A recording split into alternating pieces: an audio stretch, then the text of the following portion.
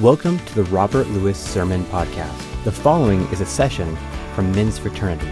We hope that you're encouraged in your walk with Christ and enjoy this episode. Last week we ended session 8 by me handing out to every guy in here a little sheet of paper. I'm going to call this a Men's Fraternity Life Compass. You know, everybody needs a compass in life. And the whole point of a compass from time to time is to pull it out and see where you are in life. And I gave you this kind of Men's Fraternity Life Compass, a way for you to begin envisioning specifically and concretely what the great adventure for your life should be or could be. That is so important. I hope you take it seriously. In fact, I can't stress enough how important this very simple tool is, because every man needs to be intentional about the journey he's on. You need to be intentional.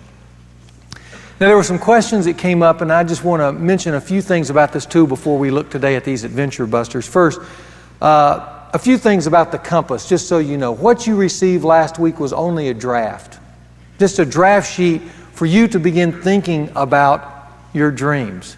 And I want you to know, Bill mentioned just a moment ago how, you need to continue on and finish it up. I want you to know you're probably never going to finish. This sheet is a worksheet that you're continually working on.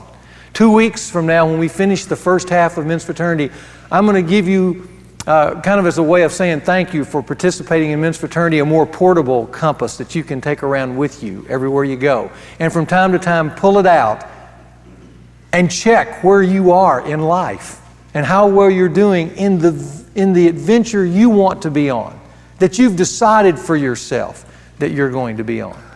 The only thing I want you to remember about this compass, never put down anything in ink.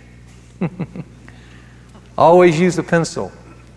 Because as you pull it out and look at it, you'll refine it.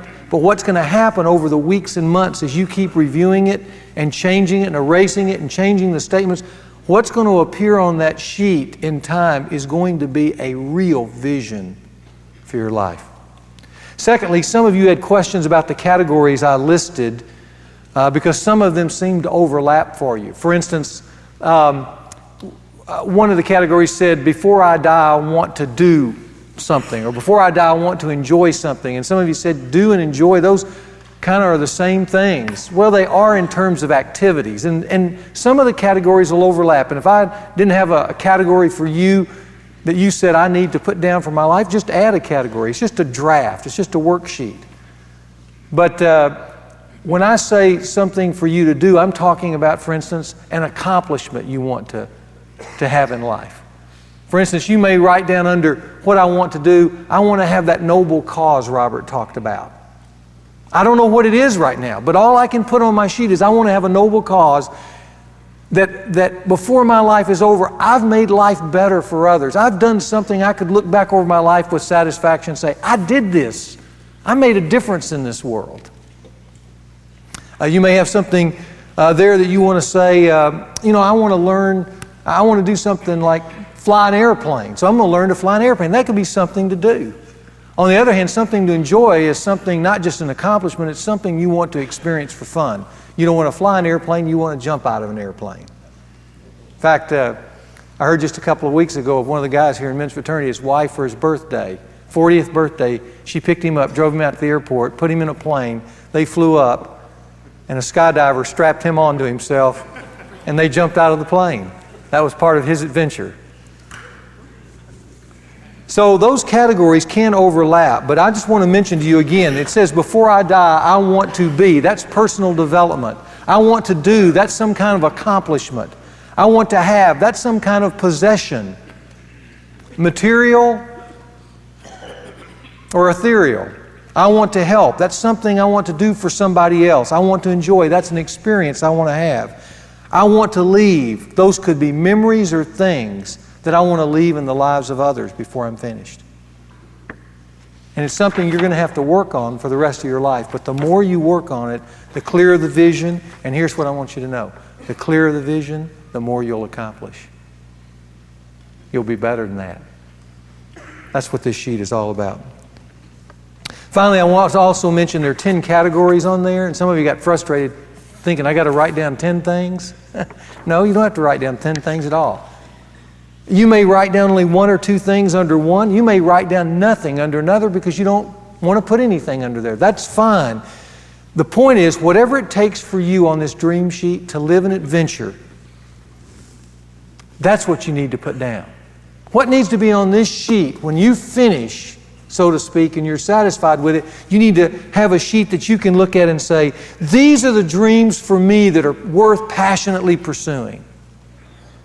These are the things that if I finish my life and look back and I had done these things, I would say I'd lived a good life, a satisfying life. This would be a real adventure for me. That's what this tool is all about. And I hope you take it serious. It's the only tool I'm going to give you all year. That's how important I think it is. Proverbs 29:18 says this, without a vision, life gets out of control. Might just jot down that little address, Proverbs 29:18. And this Life Compass project is the opportunity for you to get a vision. A well-scripted vision for you. It's a way for you to focus your life and finish your life saying, I did what God called me to do. I've lived the adventure. Now, with that being said, I want to look at some adventure busters this morning. And by that I mean, as you get your outlines out, these things, there's some things in life along the way that can undermine life. Undermine this great adventure, undercut it. And I want to look, first of all, just at Hebrews 12:1 on the screen just for a moment, because it makes a statement about these obstacles along the way. And we're going to pick out some of the obstacles in this verse. It says in Hebrews 12:1, therefore, since we have so great a cloud of witnesses surrounding us, by the way, we talked about eternity. And here's a cloud of witnesses. Maybe from eternity back into time and space, there are people watching. Remember we talked about someone's watching? Therefore, since we have so great a cloud of witnesses surrounding us, let us also lay aside every encumbrance and the sin which so easily entangles us. He's talking about this adventure, but there's encumbrances and there's a web that can entangle us. And let us run with endurance this life, this race that is set before us. Now I want you to look at that for just a moment, that verse. Because in that verse there are, at least from a general perspective, there are two major obstacles that every man must face in his adventure.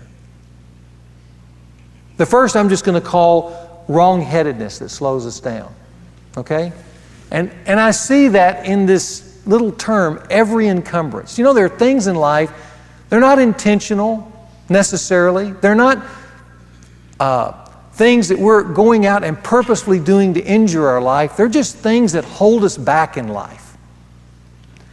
This little term, encumbrance, comes from a Greek word that was used of Greek runners. When they were preparing for races like the Olympics back in the first century, when they were in training, they would oftentimes take weights and put them in their shoes or around their legs, and they would run to strengthen the muscles so that when it came time to actually run the race, they would take those things off and they would be stronger and freer. And that's where this word encumbrance is borrowed from those weights that are meant to build muscles in a good sense so that you can run the race, but in the sense that the writer of Hebrews uses it, it's things that are strapped on that we don't take off, that we should take off, that hold us back from running the kind of race we're intended to run in this life. So what are some of those weights we could kind of conjure up in our mind that hold us back? Let me give you just a few. One would just be simply ignorance. Ignorance is a weight. Not knowing any better. I've had guys come up in men's fraternity and say this to me from time to time, especially in men's fraternity 1. If I would have only known that 20 years ago, my life would have been so much better.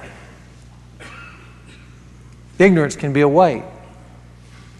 Secondly, stubbornness can be a weight. Where we just refuse to admit life isn't working. There's some guys that are just stubborn.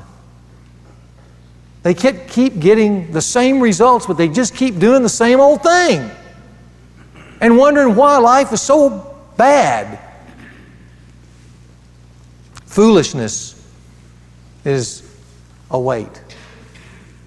Continuing to think what hasn't worked will work. That's being a fool. Pride is a weight.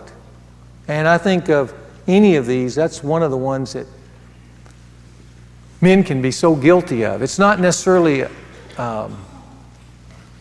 something that they think about. It's just that they think, because I'm a man, I should know better. What a huge error. And so I keep on living my life, but I don't want to go ask anyone for help. Because I'm a man, I should know better. Who told you that? Who fed you that lie? See, when we have pride or foolishness or stubbornness or just ignorance in our lives, a lot of times those are just weights, and we're trying to run a race, and people are getting ahead, and we can't understand why we can't catch up. But sometimes it's not because we're intentionally going out and doing things wrong. It's just because there are deficits in our life that we just simply won't let go of. I call those encumbrances. Wrong-headedness that slows us down. Secondly, in this verse, you see the little word sin there? I call that wrongdoing that holds us back. Sin is something, it says, that easily entangles us.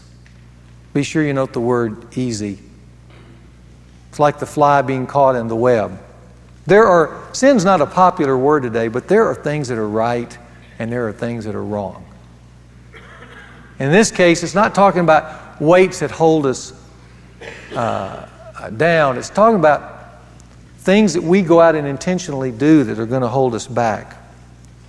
It could be unresolved things. You know, guys, there's somebody in the room that have done things that are wrong, and you know they're wrong, but you're never going to admit it. And so it just leaves this festering wound that keeps you from moving forward the way you need to in your life.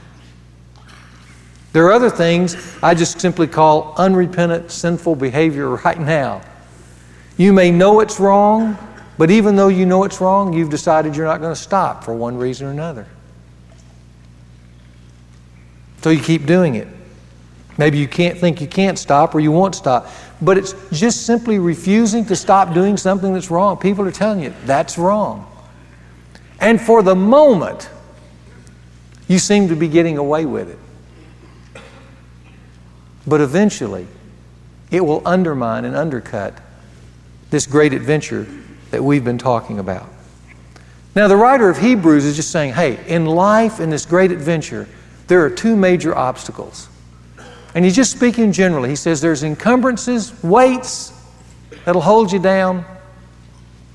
Then there are going to be patterns, sinful patterns that you'll choose to intentionally involve yourself in that you think you're going to kind of get ahead through a shortcut. And the reality, it's going to hold you back. Now, I mention that because I want you to know there are 4 results that come out of those two things. Encumbrances and sin. 4 results of what I call being weighed down, with encumbrances, or tangled up with sin. Here they are. I'll just mention them briefly. We'll move on. First is just the word about the great adventure. You'll have less of it. You'll have less of it. In my earlier days, I used to run 10Ks, and never was very good at it, but I'd train with some other guys to go out and run so we could run that race. But it was always a weird feeling to be halfway through a 10K, and if you hadn't trained right, eaten right, taken care of yourself, all of a sudden you begin, even though you're trying to work harder, you begin to fall back. And you see these people pass you by, and you just watch them. Even though you're giving everything you've got, they just keep moving forward and you keep falling behind, and they just go, you see them move into the distance out of sight. That's okay in a race like a 10K. It's not good in life to feel that, is it? To be out there trying real hard, trying to make it, and you feel your friends, other people, passing you by. And life is getting better for them. The adventure is getting more exciting, and you're running, but you feel like you're running backwards because they just keep moving forwards out of sight. That's what weights and sin and the web of sin do. It just gives you out of life less. And I say that because it's good to evaluate for just a moment where you are. When you think of your life, do you think of more right now or less? It could be because of the things we're talking about here, which we'll talk more specifically in a moment. Secondly, the result of weights and web is hard rebuilding. That's a second result. Whereas you move through life rather than enjoying more of life, you seem to be digging out of life. It's a tough thing to be 45 years old, and I deal with this a lot in the church, to be 45 years old and your life looks like the World Trade Towers.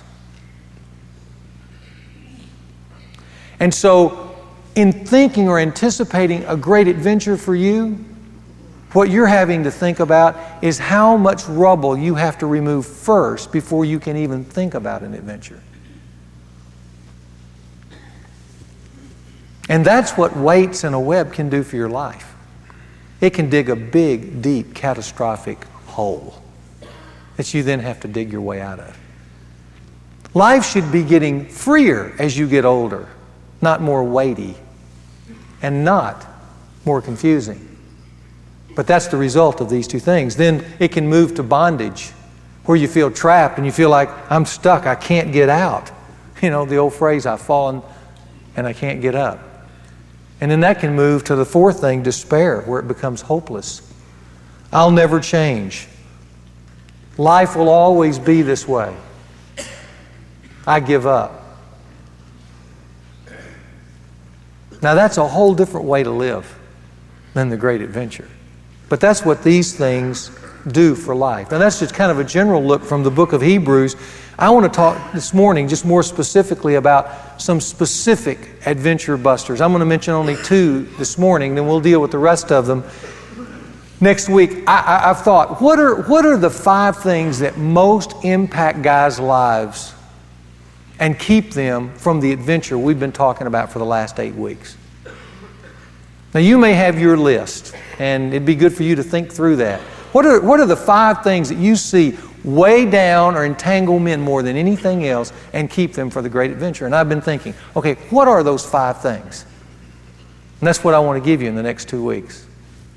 Here's the first one, and it's probably the most subtle one, but it's a very powerful one. It's what I call the double life. The double life.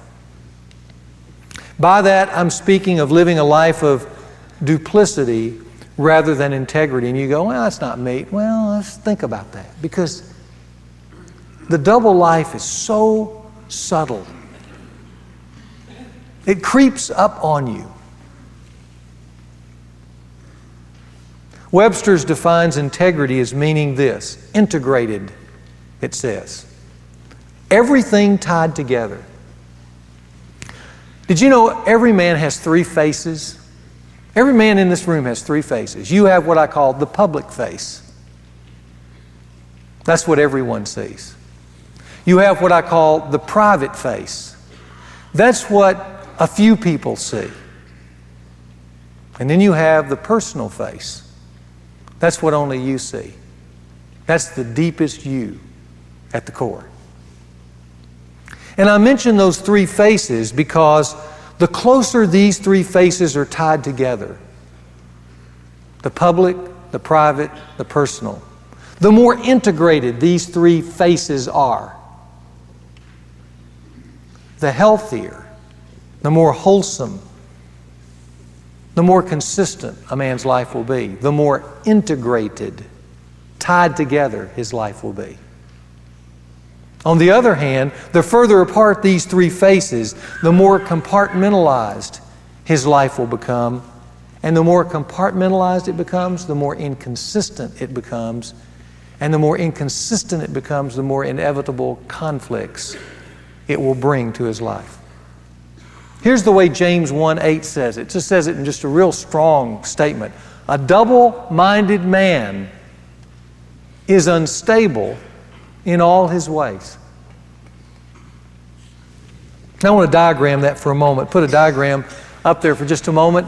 And I want you to kind of see how this plays out. At the functional end, I'd say that's the integrity end. At the dysfunctional end, that's the duplicity side of things. And there's a scale there. That's really what this is. I want to just present a scale and talk about how it plays out in life. For instance, at the functional end, what you have are stated values that are consistently matching with actual behavior. In the middle, I'd say those are stated values that ebb and flow with actual behavior.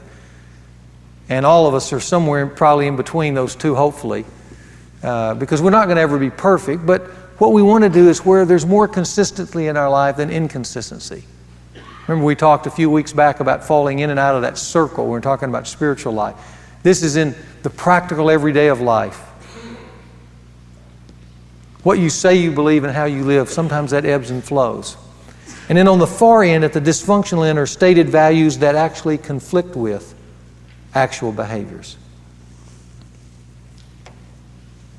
Okay, I want to just mention 4 areas of how this plays out. For instance, if you're at the far end, on the functional side, and we're talking about marriage, your marriage, and you live consistently by the values that you state, your behaviors match that, I can tell you your marriage will probably be intimate. And the reason for that is because intimacy is tied to trust in a marriage. And if you're interacting with your wife on a day-to-day basis about things, promising things, stating things, living a certain way, but you do it consistently, and what she hears you say and what she sees you do, those things match, that's going to build trust, and trust is going to build intimacy in that relationship. On the other hand, if you're at the opposite end, your marriage is going to be shallow. There are going to be conflicts because you're living this double life and there's instability, and instability brings, especially in a woman, insecurity, and insecurity causes her to feel like she's got to rescue herself, and that's going to bring conflict. When it comes to children, you raise children at the right side of this diagram and you're going to have what I call wealthy children, because they grew up with consistency. And by growing up with consistency, they're going to be wealthy in terms of their emotional life, their social life, their psychological life, because they're growing up in a home that's integrated. On the other hand, children growing up at the other end, the dysfunctional side, those are going to be wounded children. You know, I never forget one guy telling me how much he used to believe in his dad. His dad was a leader of a church, wasn't in the clergy per se, but he was a lay leader in the church. But he never forgot one day walking in and seeing his dad looking at pornography secretly. And his whole image of his dad collapsed into this giant black hole in that moment. Because suddenly life was unstable, non-integrated, compartmentalized, and as a 15-year-old, he didn't know what to do with that. Children get wounded in a dysfunctional, double-minded home. You know, we think about our cause. We want to have a noble cause. You know, at the one end, you go out and you want to make a difference in the lives of others. If you live an integrated life of integrity, that noble cause is going to be enhanced, because people are going to, after a while, figure out that you really are about who you say you are, and they want to join. So not only do you make a difference in the world, people want to be around you to help you make a difference in the world. On the other side, that noble cause is undermined if you have a life that doesn't have integrity. You know, this is not a political statement, but you know, our past president had 8 years where about everything that could go right for a president went right. And the presidency is a noble cause. But at the end of that, with all the good things that happened, it didn't feel noble, did it? And for one very specific reason: double-mindedness and duplicity. When it comes to spiritual life, when your spiritual life is at one end where there's integrity, if you believe, remember as we talked about a few weeks ago, that there is a God who sees and a God who records, there's a sense of blessing there, isn't there? Because you feel like if He's really involved and I'm living the way He wants me to live, He'll bless that. And guys, the one thing I'd tell you is He does. On the other hand, if what you say you believe, you live the opposite of in a more consistent fashion, actually there begins to be this sense of judgment, opposition. The God who sees is opposed to who I am and where I'm going in life. And that's a hard cross to bear. So you can write under the one that says functional integrity, just write in big words the word stable, because that's what we're talking about here. On the other side, write the word unstable. That's what James is telling us. And you've got to decide, where in this in my life do I fit on this scale? If I were putting my life somewhere, where would I put it on this scale? Because it's very important to the great adventure. The more integrated you are, the better opportunity you have for a great adventure. The more compartmentalized you are, the more, whether you know it or not, you're just putting weights and ropes around your life, keeping you back from what God wants you to have. And by the way, as you get older, the double life becomes even more subtle. And I think every dad here has had a moment in his life where he's telling his son, son, you don't do this, and there's just this little voice that says, that's what you do. And all of a sudden, just for a moment, there's a moment of incredible clarity that I'm living a compartmentalized life. Beware of the double life. Let me just summarize it for you so that you understand the implications. Here's three things I'd like to say. The greater the separation between our public face and our private behavior, the smaller our capacity for real adventure.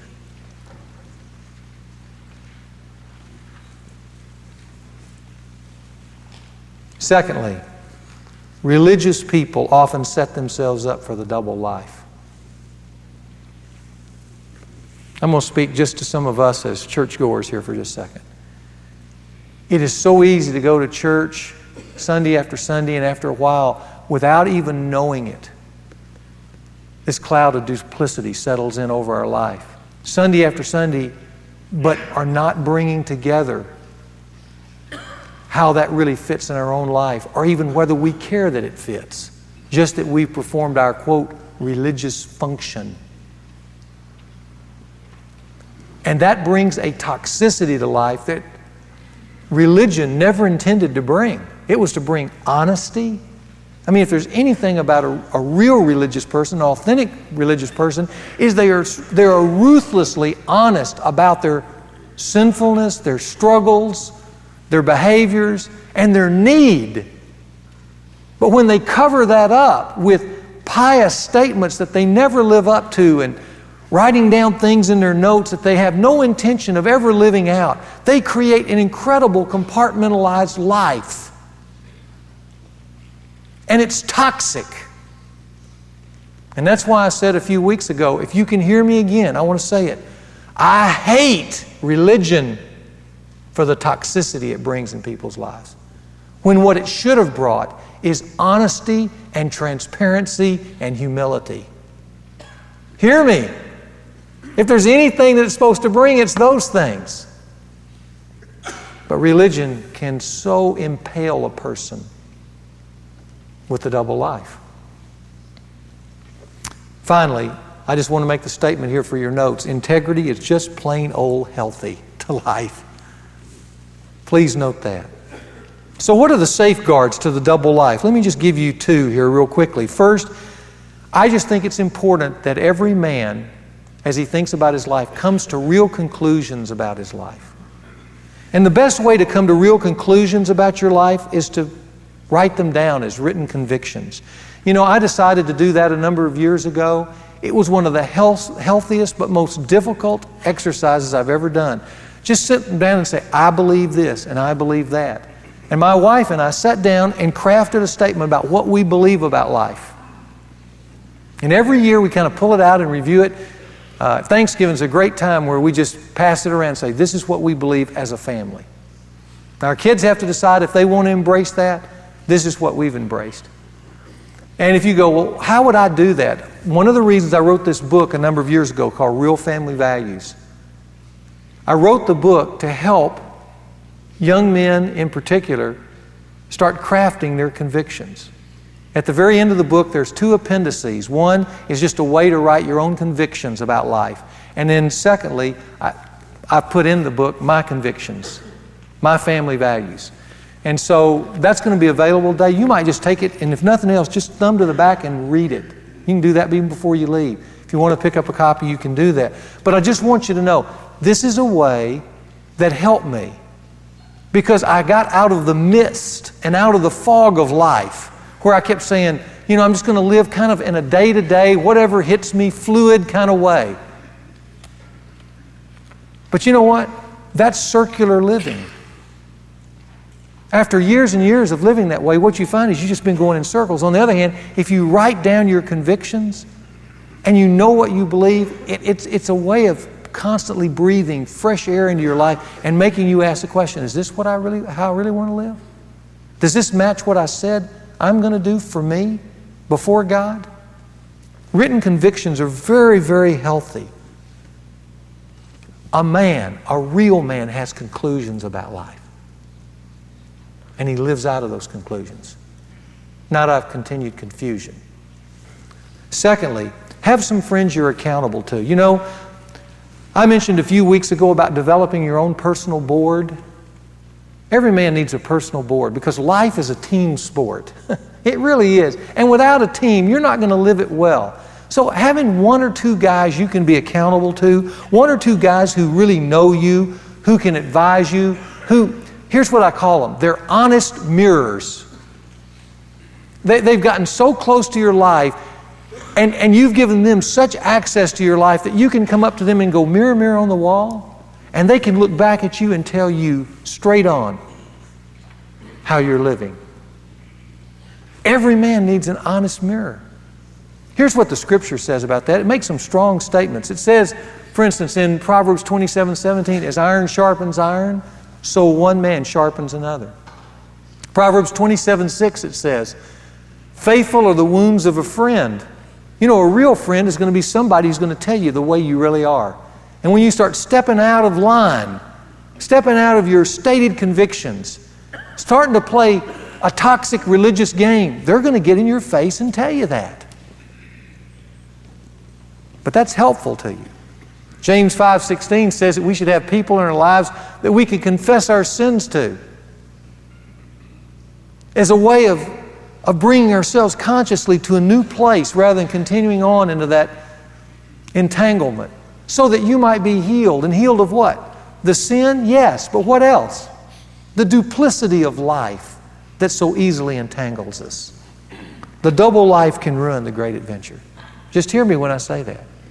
That's why it's good to have conclusions about life and convictions rather than wandering around. Here's the second one. It's probably the one that entangles men more than any other. Sexual shortcuts. Sexual shortcuts. Now, I know sex is a sensitive subject. It reminds me of the story of old Doc Gordon, who was a member of the Rotary Club, and he went to the Rotary that week, and he was real excited about the Rotary Club meeting because they were going to bring in a sex therapist to speak. He got to the meeting, all the guys were kind of excited about getting to the nitty-gritty of this sensitive topic, and the sex therapist at the last minute had to cancel. So, kind of as a last-minute deal, they asked Doc Gordon to speak because he was the only guy they knew that could speak a little bit intelligently on sex, and so he did. And actually did a pretty good job. When he came home that night, his wife said, well, how was your day? He said, oh, we had a great day. He said, I went to Rotary Club, but the speaker had to cancel, so they asked me to speak. And she was kind of surprised. She said, really? Well, what'd you speak on? And then all of a sudden he got nervous. So he lied. He said, well, I spoke on sailing. She went, you did? I mean, he had a boat, but he rarely went sailing. But for whatever reason, she didn't pursue it further, and so she forgot about it until 2 days later when she was in the grocery store. A lady whose husband was at the Rotary Club pulled up alongside her and said, hey, I heard your husband spoke at the Rotary Club the other day. And she said, well, as a matter of fact, he did. And she got excited and looked at Mrs. Gordon and she said, man, your husband really knows his stuff, doesn't he? And Mrs. Gordon looked back and she said, "Really?" She said, "You know, I've never really thought of him being very good at it."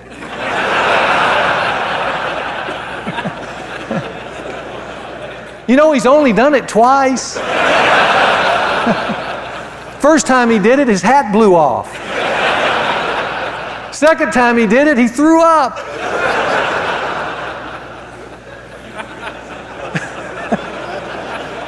Then he swore he'd never do it again. And I can tell you, as his wife, he never has.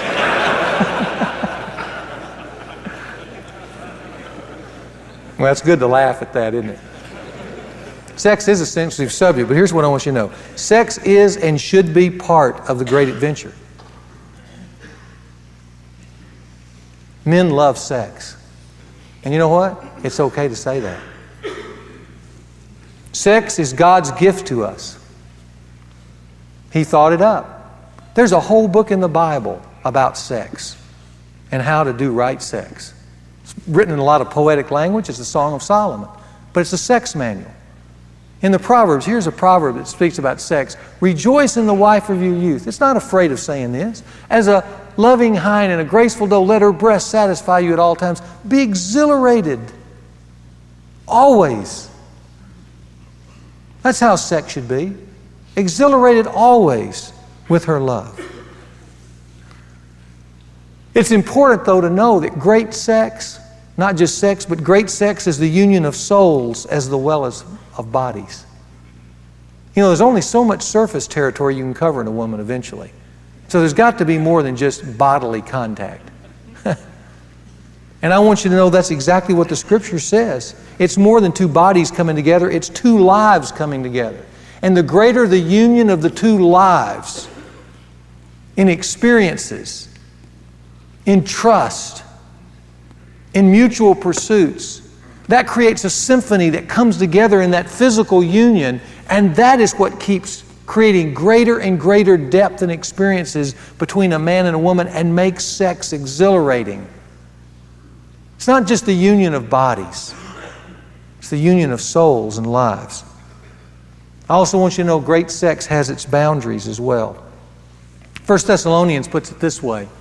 It says, "Each one of you should learn how to control his own body in a way that's holy and honorable, not in passionate lust like the heathen who do not know God, and that in this manner no one should wrong his brother or take advantage of him. Therefore, he who rejects this instruction does not reject man, but God." Sex has boundaries to it. In order for it to be the exhilarating part of the adventure it's supposed to be. But sex is part of the great adventure. But here's what I also want you to know. And I'm speaking now as a guy who's been with other men on numerous occasions in these areas. Listen to me. Sex can also be a huge stumbling block to the great adventure. Guys, I've lived in Little Rock now for 23 years. I'm kind of a member of the community. I've counseled hundreds and hundreds of men. And I want you to know, without revealing any names, I've counseled personally some of Little Rock's greatest playboys. They've been in my office. Guys who've had women every night. And you go, well, why'd they come to see you? That's a good question. Why did they come to see me? Because their lives were rotten. And they had reached a place where they were desperate. And they were reaching out for help. Because what they thought was going to give them life didn't give them life. It's been the same way with men who thought they could have pickup sex or phone sex or internet sex, and it somehow it would get them back into the thrill of life. Only to discover it was just simply a cheap thrill that ultimately undercut the very life that they so desperately wanted for themselves. I want you to know sex can be a huge stumbling block to the great adventure. And rather than giving life, it gives guilt and shame and regret. It gives addiction. It gives a ruined family. It gives a ruined reputation. Maybe you don't hear it all the time, but it's being whispered behind your back. and it steals and it robs rather than invest and exhilarate. Here's what Proverbs says. It just gives a warning, and I want everybody to just see the warning again. Speaking of being involved with a loose woman, in however way that comes into your life, it just says, with her flattering persuasions, she entices him, and her flattering lips she seduces him. Suddenly he follows her as an ox goes to the slaughter, as a bird hastens to the snare, so he does not know that it will cost him his very life. Now therefore, my sons, listen to me and pay attention to the words of my mouth. Do not let your heart turn aside to her ways. Do not stray into her paths. And then it makes this conclusion. And I'm just going to stand before you as one who's been with hundreds of men who could say this last line. For many are the victims she has cast down, and numerous are her slain. Sex is such a wonderful thing. It's also such a volatile thing. Now, why do men falter? Let me give you 4 reasons. They falter, first of all, because of foolish fantasy that's ignorant of consequences. That happens often to young men. See, young men see sex as part of the great adventure, and they're right. It is part of the great adventure. But oftentimes they see in their youthfulness a sex that can be easily taken. It's like drawing up alongside an iceberg. You know, the tip of the iceberg's beautiful. It looks wonderful. We're going to have a great view of that iceberg. But what they don't know is that what's underneath is about to rob them of years of their life. And if they invest themselves too close to that iceberg, then they're going to be the ones who later on in life, 5 years later into marriage, 10 years later into life, what they're going to be doing is not pursuing the great adventure. What they're going to be doing is digging out of a black hole, rubble that they've created, that they have inflicted on themselves. Not because sex is bad, it's good. It's just that it was mishandled. Secondly, men falter because of the deep need that they have for emotional reassurance. For us guys who are getting into our late 20s, 30s, 40s, 50s, you might circle this one. It's probably the one that ensnares men more than any other. Because men often get entangled in wrong relationships because they get to a place where they need to feel powerful and they don't. And so a woman is a cheap fix to that. Or they need to feel wanted because they don't feel wanted by their wives. But rather than try to fix that, they run to a cheap fix. Or they need to feel important. They hear other guys feel like they're getting ahead and they're getting behind. And after a while, you don't feel important. You don't feel important, and you're alone and you have no one to share that with. And so somebody just saying a nice word to you makes you feel good. And it's so easy to run to that person who will give you just for a moment a sense of importance and affirmation. It's not the physical pleasure, guys, you're chasing at that moment. It's the need to be emotionally reassured that I'm okay. But you do it in a not okay way. And all that's going to bring is further pain. You need to escape. Life just gets hard. I see guys who are in great positions. You know, wonder why certain guys who are in high levels of responsibility fall to this same sin. It's because they are powerful and they are important. But what happens is they let importance get so heavy in their life, so much responsibility, so much weight of carrying the world on their shoulders, that finally, because they've not taken the time to balance it with fun, they wear out. And so a cheap fix is just a momentary escape from all that responsibility. But then that brings even greater burden. The need for emotional reassurance brings a lot of guys down. There's other places to go. They just choose the wrong way. Third, boredom. Guys fall oftentimes for boredom. You know, there's a great story about King David after he'd conquered all the enemies around him, had assumed the throne and all that. There came a time in midlife where it says that everybody else was going out doing what they were doing, and David was just walking around the rooftop bored. There was no second half vision for his life. He had accomplished all his dreams, and he refused, for whatever reason, to dream a second half life. And so he was staring down from his rooftop, and there was Bathsheba. And if you know that biblical story, you know where that led. But it started with boredom. There was no vision pulling his life higher. And sometimes, guys, as we talked about your dreams on your little compass last week, I told you young men, you need to dream first half dreams. Because sometimes it's hard to see all the way to the end. And guys accomplish those first half dreams, but if they've not dreamed anymore, they're in trouble. Because they'll have the wandering eye. And boredom will pull you in directions you don't want to go, ultimately. And then finally, just arrogance. There are some guys that think the rules don't apply to them. Does to everybody else, and they're good about talking about that. But somehow they think they can move in and out of these illicit relationships unscathed. Arrogance is such a fool. So what are the safeguards? Let me just give two and we'll be done. For young men, listen, I'm going to speak to the young guys. You have the hardest road of all in this regard. Because you live in a wholly different culture than I grew up in, where you've got liberated women who don't have strict cultural boundaries. You've got TV shows that now they're reporting that in every hour of TV viewing, you'll see 20 explicit sexual situations. 20 per hour. All you have to do this evening is go home in your little room and flip on your computer, and you're right there in some of the most incredible graphic sex you can possibly ever get to. Things in my day you could not even find. You can find in your room at home every night. And that's estimated that 70% of young men are hooked on internet pornography. 7 out of 10. Because it's everywhere. You have such a hard road today. The question is, how can a young man live the great adventure and keep his way pure? That's what Psalm 119 asks.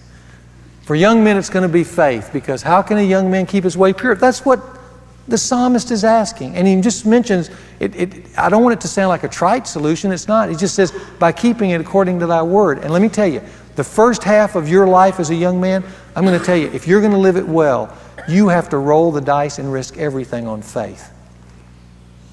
Because the whole culture is going to scream at you just the opposite in this regard. Now, as you move out of the first half of life into the second half of life, young man, when you get to be middle age and older, if you've lived by faith well, you're going to look back on that time period and you're going to see the rubble of your friends and you're going to say, what now? I thought what was faith is now fact. I did it right. Because you're going to see the outcome of your decision. But I'm going to tell you, I can sit here and preach to you all day long. Don't. It's not going to work. So I'm not going to say don't. I'm just going to say live the great adventure. And if you're going to live the great adventure, then you want to have things pulling you up, not down. And I can promise you this. If you do, you'll look back and you'll be so glad that you did what you did, because they take surveys all the time. And you know the men that are most sexually satisfied in life? Men who are married to one woman, happily. Those guys are off the chart when it comes to sexual satisfaction. To everybody else.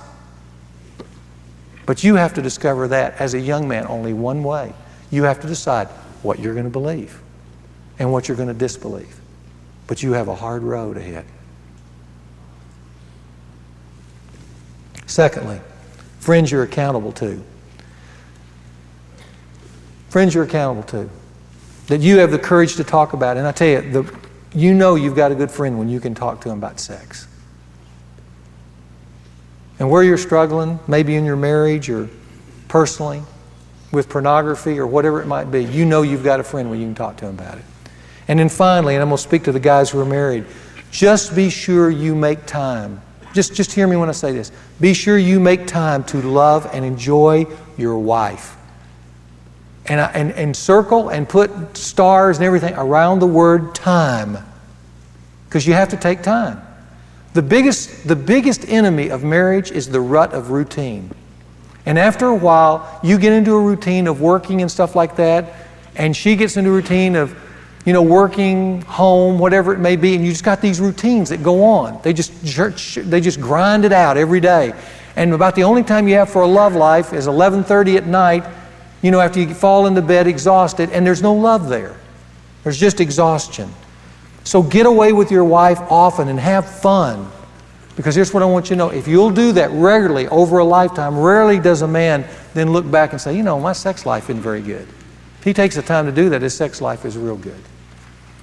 There were 2 star NFL quarterbacks a number of years ago that were heroes of the NFL, Joe Namath and Roger Staubach. We both remember them because they're still around from time to time as commentators on television.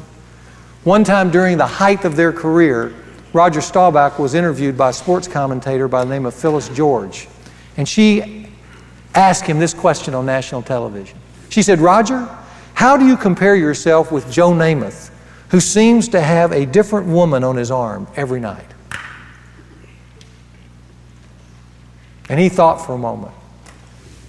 And then on national television, he said, "Phyllis, I have no doubt that I'm as sexually active as Joe."